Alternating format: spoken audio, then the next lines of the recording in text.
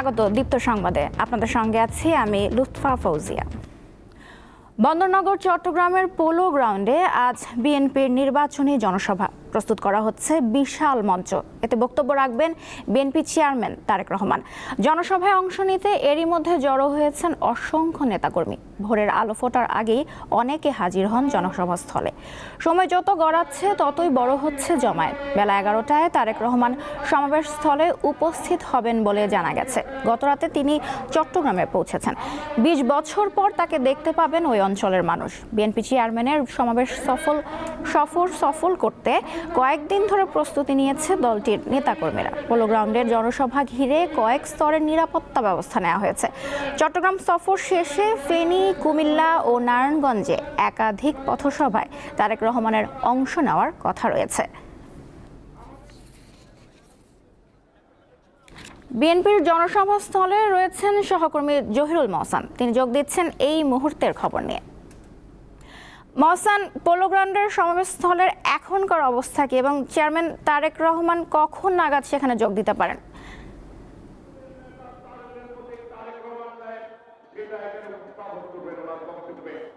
আমি বলতে চাই আপনাদেরকে এখানে শান্তি শৃঙ্খলা উৎসব মুখর পরিবেশ আমাদের নওশীন পোলো গ্রাউন্ডে এরই মধ্যে কিন্তু নেতাকর্মীরা আসতে শুরু করেছে। রাত থেকে আমরা দেখেছি যে এই মঞ্চকে ঘিরে চারপাশে কিন্তু নেতাকর্মীদের অবস্থান ছিল।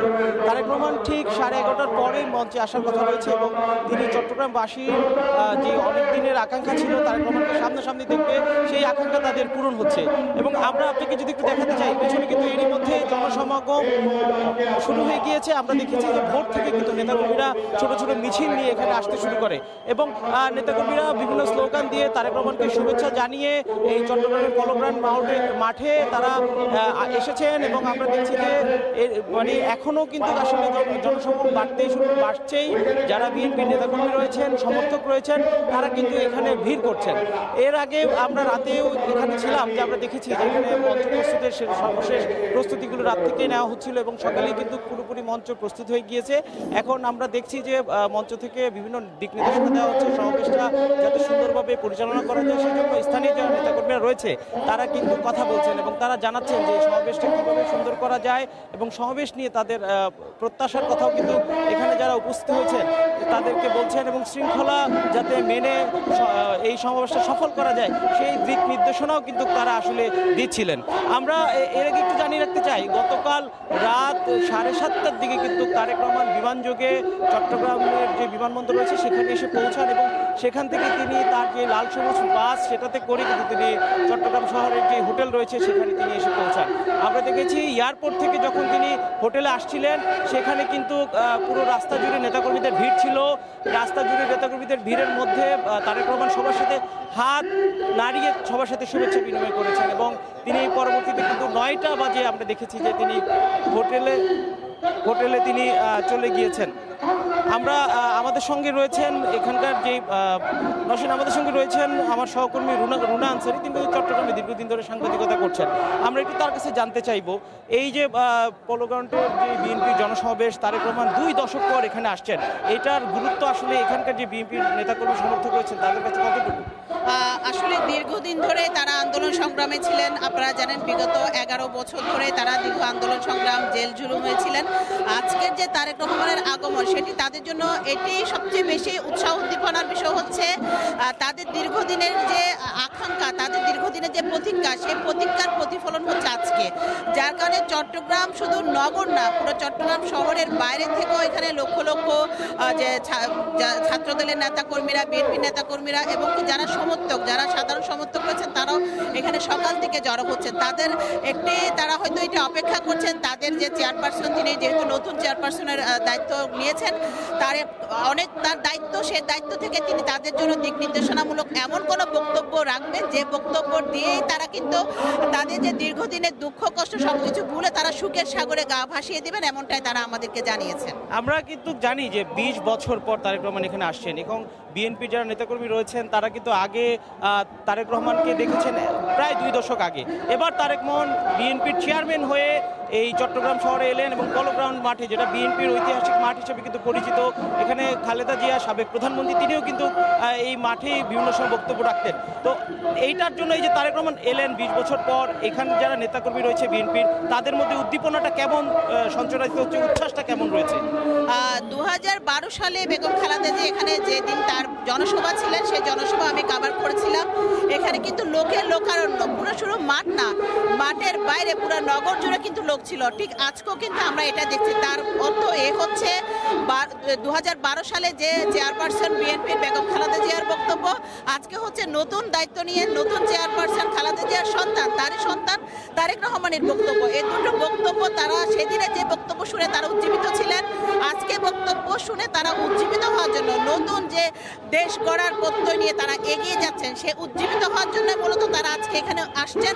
তার মুখে শুধু শোনার জন্য, আসলে তার মা যেভাবে তাদেরকে শক্ত হাতে আগলে রেখেছিলেন বিএনপিকে, তিনি কিভাবে আগলে রাখতে পারেন সে কথাগুলো শোনার জন্য মূলত মানুষের মধ্যে উৎসাহ, উদ্দীপনা, প্রত্যেকটা মানুষের ভিতরে একটা উৎসব আমেজ পুরো শহর জুড়ে কিন্তু বিরাজ করছে। আমরা কিন্তু কালকে দেখছিলাম যে বিমানবন্দর থেকে তারেক রহমানের বাসটি যখন শহরের দিকে প্রবেশ করছিল, তখন কিন্তু চারপাশে নেতাকর্মীরা তাকে ঘিরে ধরেছিল, তাকে বিভিন্ন স্লোগান দিয়ে শুভেচ্ছা জানাচ্ছিল, অভিনন্দন জানাচ্ছিল, এবং সেখানে কিন্তু বয়সের কোনো ব্যারিয়ার ছিল না। সব বয়সী যারা রয়েছেন, মানে টিনেজার থেকে শুরু করে এবং যারা বয়স্ক রয়েছেন, তারাও কিন্তু তারেক রহমানকে এক নজর দেখার জন্য সেই রাস্তায় ভিড় করেছিল। আপনি কিন্তু সেখানে কভার করেছিলেন, সেই সময়টার উদ্দীপনাটা কেমন ছিল তাদের মধ্যে? আসলে আমরা দেখেছি সেখানে শুধু তরুণরা না, মধ্যবয়স্ক, বয়স্ক, নারীরা, নারী পুরুষ সবাই, বয়স্কদের একটা আকাঙ্ক্ষা, যেহেতু বেগম খালেদা জিয়া প্রয়াত হয়েছেন, তাদের প্রাণের নেত্রী প্রয়াত হয়েছেন, সেই প্রাণের নেত্রীর প্রতিচ্ছবি যদি তারেক জিয়ার চেহারায় দেখা যায়, সেটির জন্য মূলত আসলে তারেক জিয়াকে দেখতে এখানে, তারেক রহমানকে দেখতে এখানে এসেছেন। আবার যারা নতুন প্রজন্ম, তারা কিন্তু তারেক রহমানকে দেখেননি, তাদের স্বপ্ন ছিল তারেক রহমান দেশে এসেছেন, ঢাকায় যে সমাগম, তারা তারেক রহমানকে দেখার জন্য মূলত তাদের যে স্বপ্ন, দীর্ঘদিনের অপেক্ষা, সেই স্বপ্ন পূরণের জন্য কালকে আমরা দেখেছি রাস্তায় রাস্তায় মানুষের ভিড়, তরুণদের ভিড়।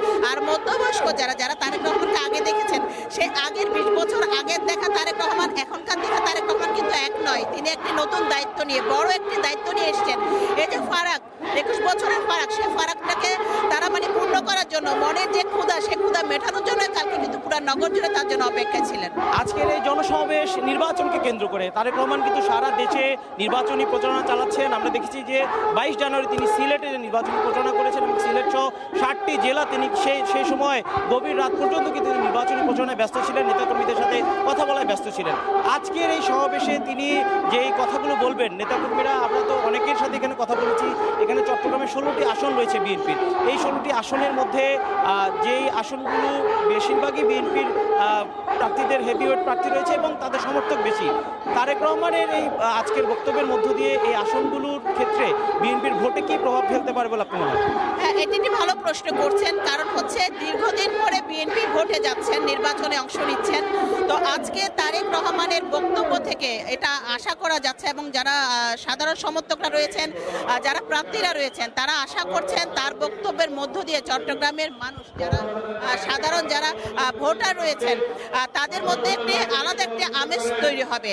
ভোট কেন্দ্রে যাওয়ার জন্য ভোটাররা কিন্তু উদ্বিগ্ন হয়ে আছে। তারা যে বিএনপি যারা হেভিওয়েট প্রার্থীরা রয়েছেন, হেভিওয়েট প্রার্থীদের পক্ষে তারা কাজ করছেন, এবং বিএনপির যে প্রার্থীরা রয়েছেন, প্রার্থীদের যে আশা, তারা মনে করছেন তারেক রহমানের আজকের বক্তব্যের পরেই কিন্তু ভোটাররা আরো বেশি তারা উদ্বিগ্ন হবেন, এবং যারা সাধারণ কর্মী সমর্থকরা রয়েছেন, তারা নির্বাচনের জন্য আরো বেশি মাঠে তারা যেভাবে উৎসব আমেজ নিয়ে তারা প্রচারণা শুরু করছেন, সেটি আরো বেশি বেড়ে যাবেন, এবং নির্বাচনের প্রভাব তো অবশ্যই পড়বে। যেহেতু যে আসনগুলো দীর্ঘদিন 15 বছর আগে বিএনপি ছিলেন যে আসনগুলো, সেগুলো তারা আবার আসনগুলো বিএনপিকে উপহার দেওয়ার জন্য যারা প্রস্তুত রয়েছেন। চট্টগ্রামের 16টি আসনের মধ্যে বেশ কয়েকটি আসন কিন্তু বিএনপির মানে আতুরঘর ছিল, সেগুলো তারা আবার পুনরুদ্ধার করবেন। আজকে তারেক রহমানের জনসভার পরে কিন্তু সেই আসনগুলো তারা বিএনপিকে উপহার দিতে পারবেন, এমনটা কিন্তু তারা আমাদেরকে জানিয়েছেন। তারেক রহমানকে আশাকে নিয়ে আমরা দেখেছি যে এখানে কিন্তু নিরাপত্তা বেশ জোরদার রয়েছে, এবং এই নিরাপত্তার ব্যবস্থার মধ্য দিয়ে নেতাকর্মীদের যে উচ্ছ্বাস উদ্দীপনা, যাতে কোনো ধরনের বিশৃঙ্খলা যাতে না হয় সেই জন্য কিন্তু এখানে ব্যাপক নিরাপত্তা ব্যবস্থা রয়েছে। তো আপনি তো আজকে বেশ কিছুদিন ধরেই তারেক রহমানের এই কর্মসূচি এখানকার নিয়ে ফলো করছিলেন, নিরাপত্তা ব্যবস্থাটা আপনি কিরকম দেখছেন? আমরা দেখেছি আসলে প্রশাসনের পক্ষ থেকে যেভাবে নিরাপত্তা ব্যবস্থা রাখা হয়েছে, প্রশাসনের সাথে সাথে এখানকার যারা নেতাকর্মীরা রয়েছেন এবং অন্যান্য সাংগঠনিক সংগঠন যেগুলো রয়েছেন, বিএনপির অধ্যুষিত যে সংগঠনগুলো রয়েছেন, তারাও কিন্তু প্রশাসনকে সাহায্য করছেন, যার কারণে পুরো নগর জুড়ে যে নিরাপত্তা ব্যবস্থা সেটি কিন্তু এখন পর্যন্ত খুব সুশৃঙ্খলভাবে জনসভাস্থলে মানুষ আসছেন এবং সমাবেশস্থলে মানুষ আসার জন্য যে রাস্তাগুলো রাখা হয়েছে তো সবকিছু ঠিক মতন রাখা হয়েছে, যার কারণে আশা করা যাচ্ছে নিরাপত্তা নিশ্চিত যে নিরাপত্তা ব্যবস্থা রাখা হয়েছে এর মধ্যে কিন্তু জনসভা সম্পন্ন হবে আশা করা যাচ্ছে এবং প্রশাসনের পক্ষ থেকে শতভাগ নিরাপত্তা নিশ্চিত করা হয়েছে। রুনা, আপনাকে ধন্যবাদ।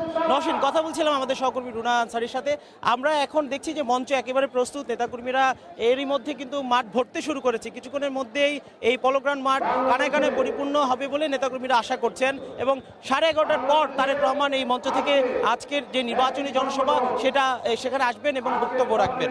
নওশীন, চট্টগ্রাম থেকে জানাচ্ছিলেন সহকর্মী জহুরুল মহসেন। সুনামগঞ্জ 4 সদর আসন আবার নিজেদের করে নিতে চায় বিএনপি। জাতীয় পার্টি ও জামায়াত ও প্রার্থীরাও মাঠ চষে বেড়াচ্ছেন। ভোটাররা বলছেন এই 3 দলের মধ্যেই হবে প্রধান লড়াই। সদর ও বিশম্বরপুর নিয়ে সুনামগঞ্জ 4 আসন। 2001-এর নির্বাচনে জয় পান বিএনপির ফজলুল হক আসপিয়া। 2008 সালে জাতীয় পার্টির মমতাজ ইকবাল, 2010 সালের উপনির্বাচনে আওয়ামী লীগের মতিউর রহমান, 2018 সালে জাতীয় পার্টির পীর ফজলুর রহমান মেজবা এবং সবশেষ 2024 সালের নির্বাচনে জয় পান আওয়ামী লীগের ডক্টর মোহাম্মদ সাদিক।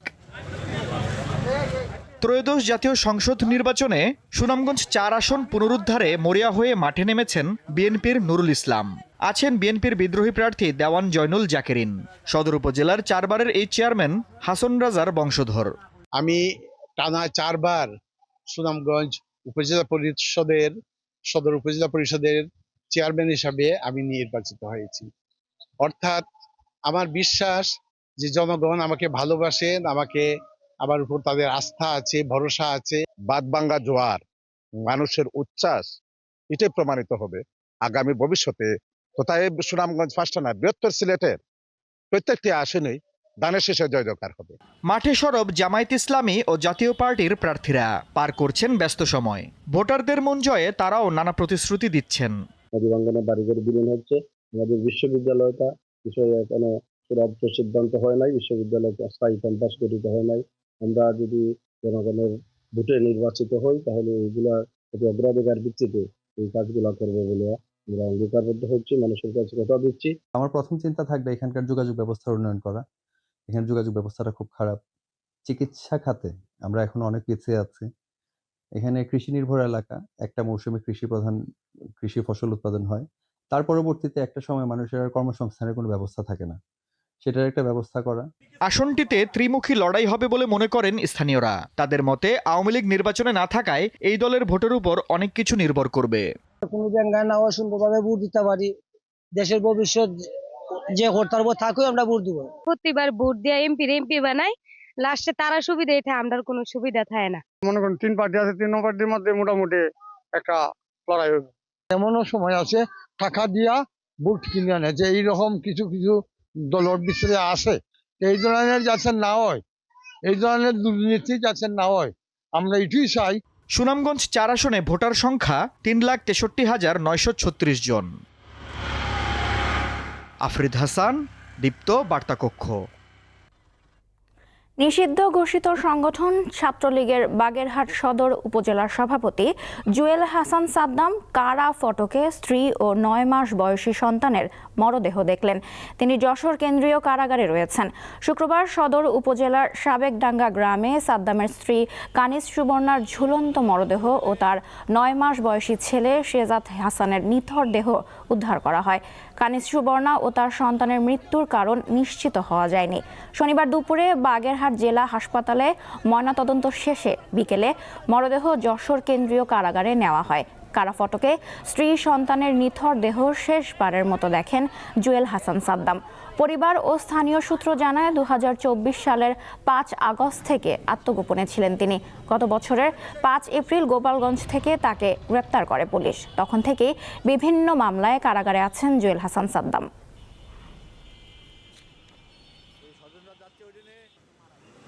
একটা লাস্ট যে একটা চিঠি ছিল, সেটাতে লাস্ট কথাটা ছিল তার ওয়াইফের উদ্দেশ্যে যে আমার মারা দেখে রাখিস, আর আমার বাচ্চাটাকে কোলে নিতে পারলাম না, এটা আমার খুব কষ্ট লাগে। তো সে তার বাচ্চাটাকে আর জীবন্ত কোলে নিতে পারলো না।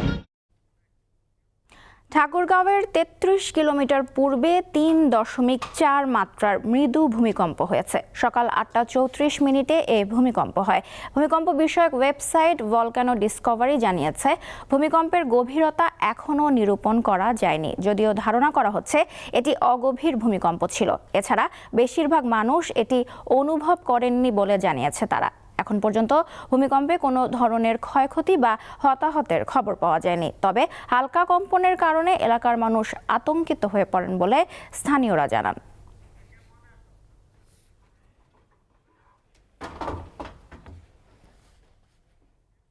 আন্তর্জাতিক প্রসঙ্গ। যুক্তরাষ্ট্রের মিনেসোটা অঙ্গরাজ্যের মিনিওপলিসে ফেডারেল ইমিগ্রেশন আইসি এজেন্টের গুলিতে আরও এক ব্যক্তি প্রাণ হারিয়েছেন। নিহত ব্যক্তির নাম অ্যালেক্স প্রেটি, তার বয়স 37 বছর। মিনিওপলিসের পুলিশ প্রধান ব্রায়ান ওহারা স্থানীয় সময় শনিবার এক সংবাদ সম্মেলনে জানান, অ্যালেক্সের শরীরে একাধিক গুলির চিহ্ন ছিল। হাসপাতালে চিকিৎসাধীন অবস্থায় তার মৃত্যু হয়েছে। তিনি মিনিওপলিসের বাসিন্দা এবং যুক্তরাষ্ট্রের নাগরিক। এ ঘটনায় মিনিওপলিসে বিক্ষোভ শুরু হয়েছে। চলতি মাসের শুরুতে রেনি নিকোল গুড নামে এক নারীকে আইসিই সদস্যরা গুলি করে হত্যা করে। বৃহস্পতিবার আইসিই এজেন্টরা 2 বছরের এক শিশু ও তার বাবাকে আটক করে টেক্সাসে পাঠিয়ে দেন।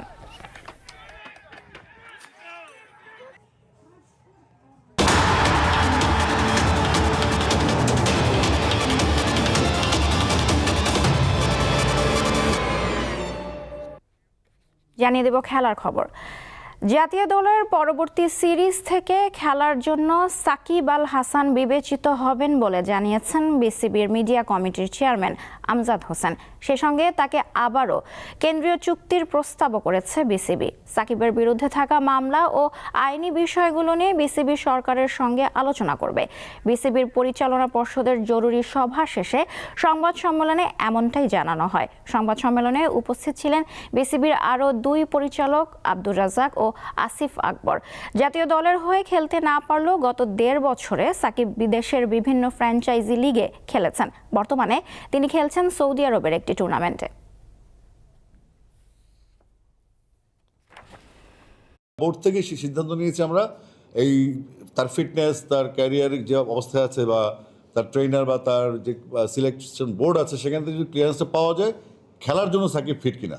তারপরে যে প্রশাসনিক ইস্যুগুলো আছে, সেটা আগেরবার যেমন সমস্যা দেখা দিয়েছিল তখন আমরা ছিলাম না। আর পরবর্তীতে যেটা হচ্ছে, আপনার যদি এখনও গভর্নমেন্ট ফিল করে যে তাকে আসতে দিবে না, তার থ্রেট আছে, মামলা আছে, তাকে ফেস করতে হবে কোর্ট, সেটা আসলে সরকারের ইস্যু। যে ইস্যুতে আমরা ইন্ডিয়া আসলে যাইনি, তাই না? ব্যাপারটা একই রকম, আইনগত ব্যাপার। শেষ করছি দীপ্ত সংবাদ। আমাদের পরবর্তী আয়োজন দুপুর 12টায় দেখার আমন্ত্রণ রইল। এছাড়াও দেশ বিদেশের নানা তথ্য জানতে চোখ রাখুন দীপ্ত টিভির ডিজিটাল প্ল্যাটফর্মগুলোতে। ধন্যবাদ সবাইকে।